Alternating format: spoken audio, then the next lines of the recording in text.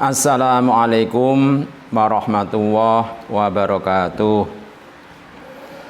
Anak-anak kelas 9 MTS Nahdlatul Muslimin yang saya cintai dan saya banggakan, kali ini kita bertemu kembali pada PJJ SKI kelas 9 yang kedua kalinya pada semester genap ini. Mudah-mudahan anak-anak semuanya dalam keadaan sehat walafiat, tak ada halangan apapun. Amin Allahumma amin.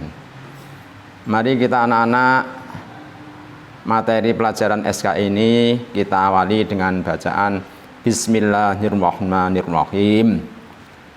Seperti materi kemarin adalah wali songo.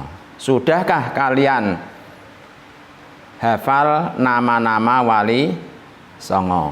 Tentu kalian sudah menghafalkan anak-anak. Ya, mudah-mudahan bisa hafal semuanya nama-nama wali songo. Nah, wali 9 sudah terkenal dalam sejarah, yaitu wali yang jumlahnya 9, berdakwah di Pulau Jawa. 9 wali itu yang berdomisili di Jawa Timur ada 5. Siapa 5 itu? Harus hafal kalian. Jawa Timur 5, yaitu 1 Sunan Gresik, 2 Sunan Ampel, 3 Sunan Bonang, 4 Sunan Derajat, 5 Sunan Giri. Nah, itu berdomisili dan berdakwah di Jawa Timur. Sedangkan yang ada di Jawa Tengah, wali yang berdomisili, wali songo yang berdomisili di Jawa Tengah, menyebarkan agama Islam di Jawa Tengah, yaitu ada 3. 1 Sunan Kudus, 2 Sunan Muria, 3 Sunan Kalijaga. Sedangkan wali songo yang menyebarkan dan berdomisili di Jawa Barat itu 1, yaitu Sunan Gunung Jati. Anak-anak harus hafal nama-nama asli daripada wali songo, harus hafal kalian ya. Nah, wali songo yang tertua itu adalah Sunan Gresik. Dialah pertama kali menginjakkan kakinya di Jawa, menyebarkan agama Islam. Makanya boleh dikatakan orang pertama kali ya menginjakkan kakinya penyebar agama Islam. Dalam menyebarkan agama Islam, beliau Sunan Gresik menggunakan cara pendidikan, yaitu lewat memberi pelajaran kepada santri-santrinya atau kepada orang lain lewat pondok pendidikan, pondok pesantren. Makanya dia selain bercocok tanam, berdagang, dia di tempatnya mendirikan sebuah pondok pesantren. Kemudian akhirnya Sunan Gresik inilah sebagai cikal bakal berdirinya pondok pesantren di Jawa. Jadi ada pondok pertama kali itu yaitu yang mendirikan pertama kali adalah Sunan Gresik. Kemudian Sunan Ampel. Sunan Ampel kita ketahui ya, ini putranya Sunan Gresik. Dia juga meneruskan dakwanya seperti ayahnya, yaitu lewat pendidikan, mengajarkan putra ya untuk mempelajari agama Islam. Yang terkenal apa itu? Ya.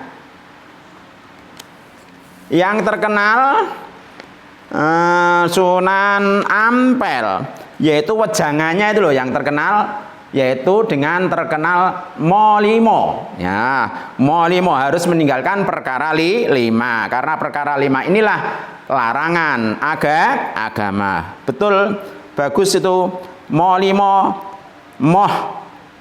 Ya, molimo moh madat, moh madon, moh mabuk, moh maling, moh main. Nah, 5 hal inilah larangan agama yang harus ditinggalkan. Itu yang terkenal wejangannya. Kemudian Sunan Ampel ya juga mendirikan pondok pesantren yang murid-muridnya ya banyak sekali, diantaranya ya Sunan Bonang dan Sunan Derajat, ini putranya sendiri ya, termasuk apa itu Sultan Demak Raden Patah. Kemudian Sunan Bonang. Ini Sunan Bonang adalah putra daripada Sunan Ampel. Beliau yang terkenal yaitu menggunakan metode dalam penyebaran agama Islam, menggunakan cara di samping pendidikan juga dengan cara apa? Kesenian. Yang terkenal kesenian yang dicetuskan yaitu tembang apa itu? Tombo Ati. Nah, itu yang mencetuskan apa itu tembang itu adalah Sunan Bonang. Kemudian Sunan Derajat. Nah, ini Sunan Derajat ini adalah putra daripada Sunan Ampel, adiknya Sunan Bonang, adiknya Sunan Bonang. Beliau dalam menyebarkan agama Islam itu menekankan pada apa? Sosial. Karena pada saat itu banyak kaum duafa, ya banyak apa itu korban peperangan, banyak janda-janda, anak-anak yatim, ya dan anak-anak terlantar, sehingga dia dakwahnya menekankan apa itu? Dengan cara sosial, memberikan bantuan, gemar ya derma ya sodakoh. Inilah siapa itu? Sunan Derajat. Kemudian Sunan Giri. Nah, Sunan Giri di samping lewat pendidikan juga ya dengan cara apa? Kesenian. Apa kesenian yang diciptakan oleh Sunan Giri? Di antaranya permainan anak-anak seperti jitungan, ya.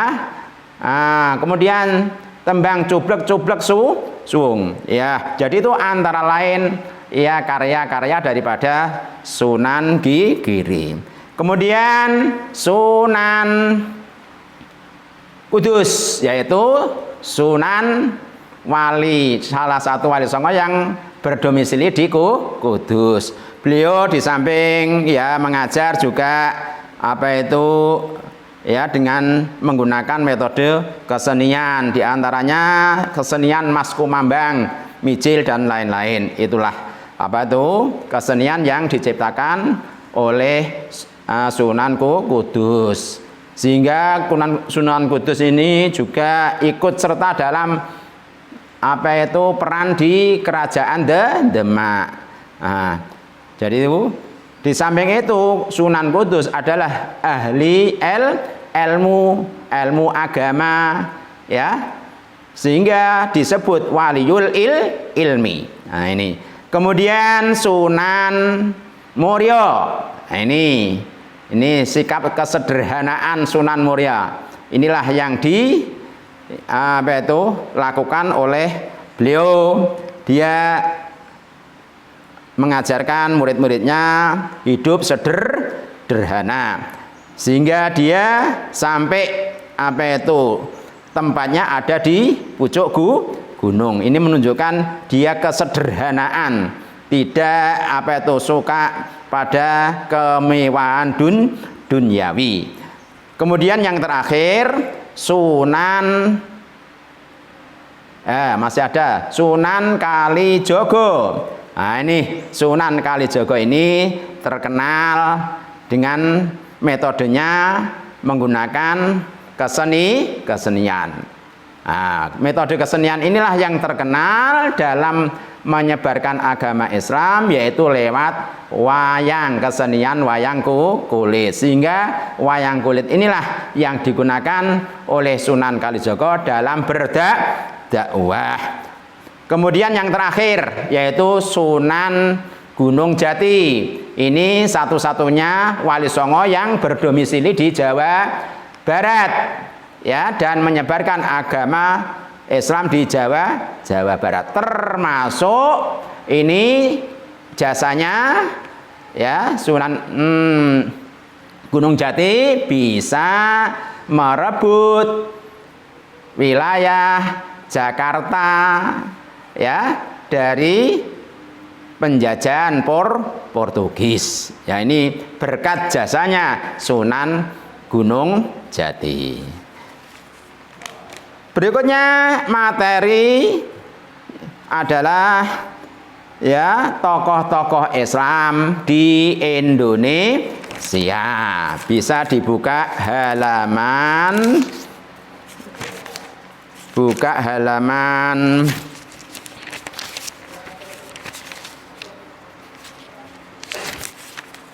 dibuka halaman 44, ya, pada LKS SKI kelas 9 MTS semester genap. Tokoh-tokoh penyebar agama Islam di Indonesia, ya, ini yang berjasa, ya, penyebar agama Islam di Indonesia. Pertama adalah Abdurrauf Singkil. Nah, nama aslinya adalah Abdurrauf Al-Fansuri, ya, itu berasal dari Aceh.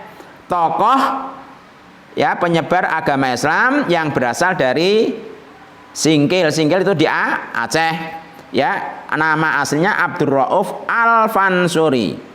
Beliau adalah orang yang pertama kali mengembangkan, memperkenalkan tarekat yang namanya tarekat Syattariyah. Tarekat Syattariyah di Indonesia.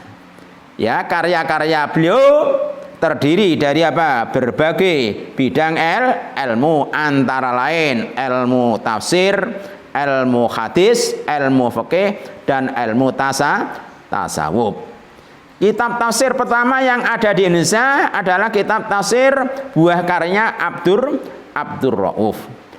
Beliau mempelajari ilmu agama itu ada di Arab Saudi pada tahun 1640 Masehi sampai tahun 1661 Masehi. Beliau Abdurrauf Singkil hidup di zaman Kerajaan Aceh yang pada saat itu, ya, sultannya adalah sultan perempuan yang namanya Safiatuddin Tajul Alam, yang berkuasa dari tahun 1641 sampai 1675 Masehi. Jadi itu, ya, Abdurrauf Singkil hidup di zaman kerajaan Islam Aceh yang pada saat itu ratunya adalah Safiatuddin Tajul Alam. Kemudian dia mempunyai murid, ya, yang banyak sekali, di antaranya murid-muridnya menjadi ulama-ulama terkenal, di antaranya Burhanuddin Ulakan dari Panaman, Sumatera Barat, ya. Ini Abdurrauf Singkil. Kemudian pada zaman Sultanah Safiatuddin Tajul Alam, beliau diangkat menjadi mufti kerajaan Aceh, ya, pemberi fatwa di kerajaan Aceh. Beliau torehkan satu keberhasilan bisa menumpas aliran-aliran sesat seperti aliran Salik Buta, ya. yaitu aliran yang ajarannya adalah sesat, sehingga berhasil menghapus atau menumpas aliran tersebut. Kemudian karya ilmiahnya, kitab yang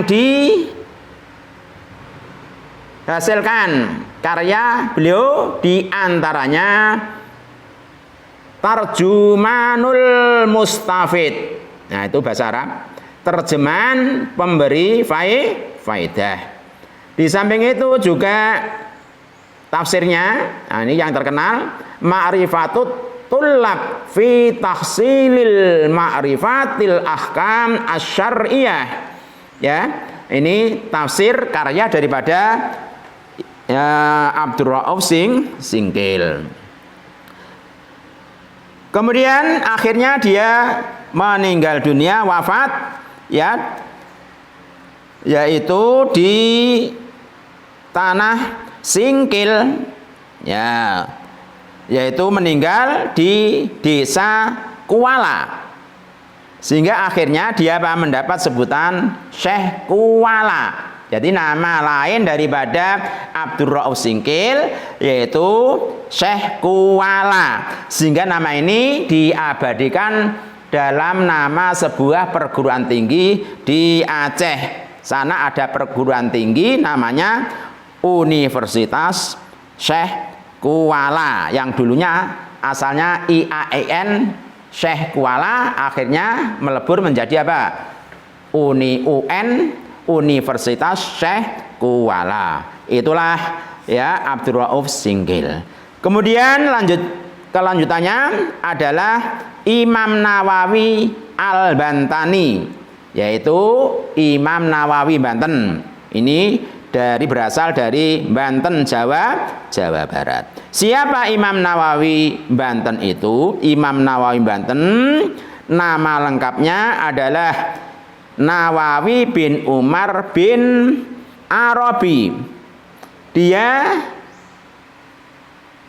di lingkungan keluarganya dikenal sebagai sebutan Abu Abdul Mukti Nawawi Al-Bantani.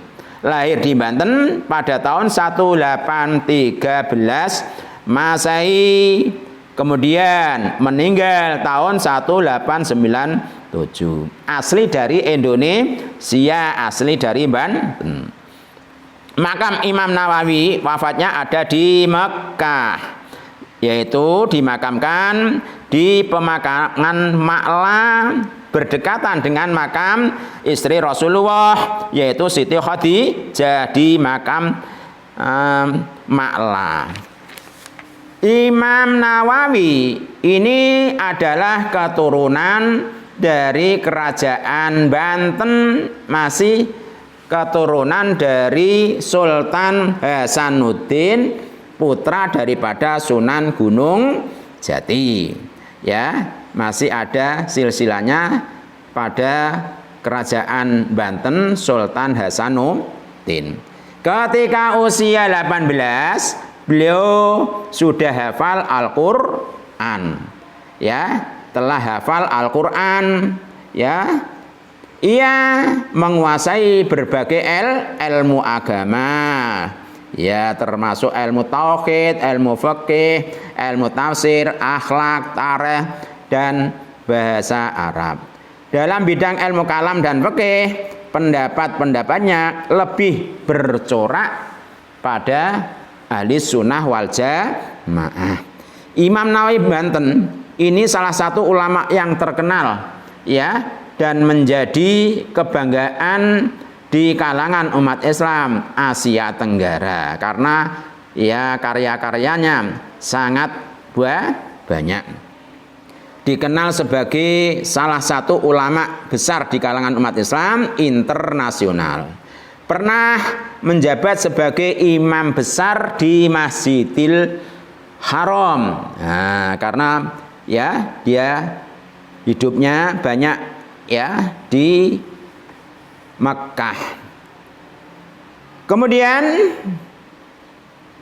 banyak julukan-julukan ya yang diberikan kepada Imam Nawawi. Nah, julukan kehormatan dari Arab Saudi, Mesir, dan Suriah seperti Sayyid Ulama Al-Hijaz. Ya, sebutannya mufti ulama dipercaya memberikan apa? Fatwa. Kemudian julukannya Al-Faqih, ahli faqih. Walaupun demikian banyak ya kehormatan yang disandangnya, ya Imam Nawawi ya tetap sederhana, tidak mau sombong.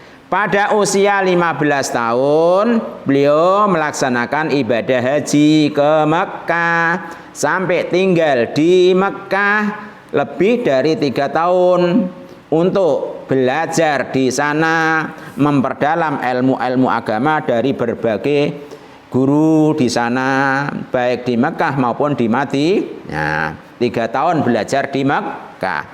Setelah 3 tahun selesai, dia pulang ke tanah kampung halamannya.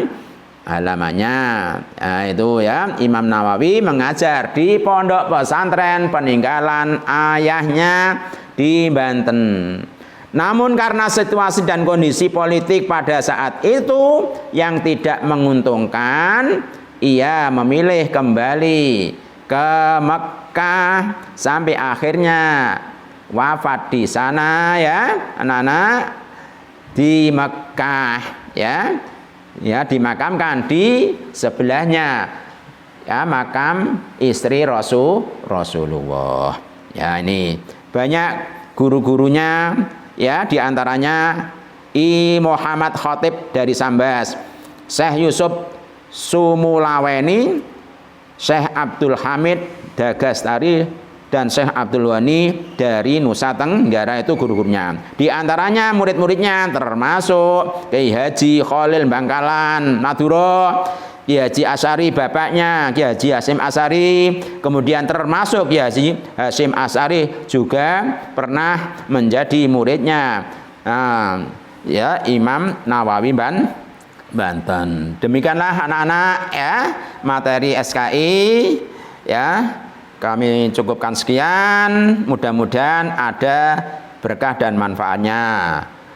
Selanjutnya kalian anak-anak harus mengerjakan soal dalam Google Form ini di link bawah ini. Akhirul kalam, wassalamualaikum warahmatullahi wabarakatuh.